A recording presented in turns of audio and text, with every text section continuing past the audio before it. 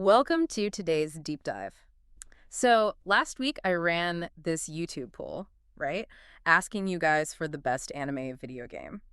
And I was fully expecting some recency bias to just completely crush the older titles. Yeah, I mean, that makes total sense given the newer stuff out there today. Right, but the audience overwhelmingly voted for Naruto Shippuden, Ultimate Ninja Storm 4. It totally crushed heavyweights like Dragon Ball Fighter Z, One Piece Pirate Warriors 4, and even Demon Slayer: The Hinokami Chronicles. It's wild. It just steamrolled those massive newer titles on the ballot. Yeah, so because of that massive response, our mission today is doing an honest review of Ultimate Ninja Storm 4 based on the source review we have.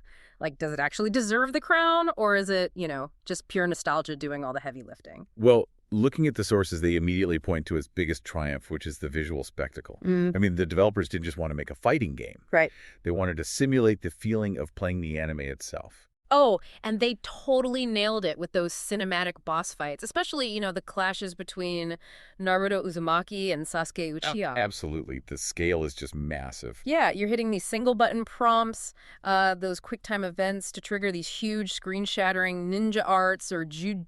It's visually insane, but it kind of feels like being handed the keys to this ridiculously expensive sports car that, well, basically drives itself. That's a great analogy, actually. Like, it looks incredibly flashy, but you aren't really doing the driving. Which is a very deliberate design choice.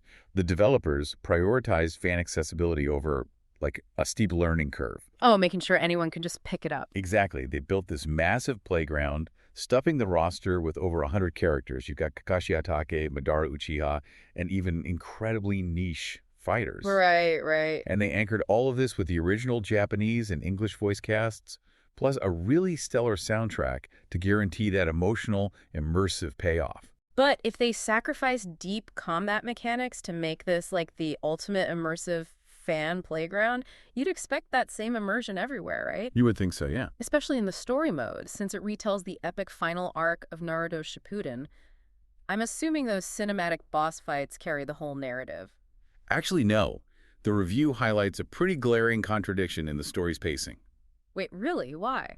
It comes down to the brutal reality of game development and resource allocation. If you blow the vast majority of your budget rendering massive, city-destroying cinematic fights, you literally starve the budget for the connective tissue. Meaning like the basic story cutscenes. Exactly. So what fills the gaps then? Clunky PS2-era animations? Worse, honestly, they didn't animate them at all. For huge chunks of the narrative, you were literally clicking through a slideshow of still images. Oh, wow. Just still images. Yeah, still images with voiceover narration. It yanks you completely out of the experience. That is a really jarring drop in quality. And it sounds like that same surface-level approach kind of bleeds into the actual fighting mechanics, too. The review notes the combat is ultimately shallow. Yeah, it is. How does a fighting game with 100 characters end up feeling shallow, though? Because the mechanics heavily favor simple button mashing. Instead of requiring complex inputs or precise timing or defensive strategy, Right.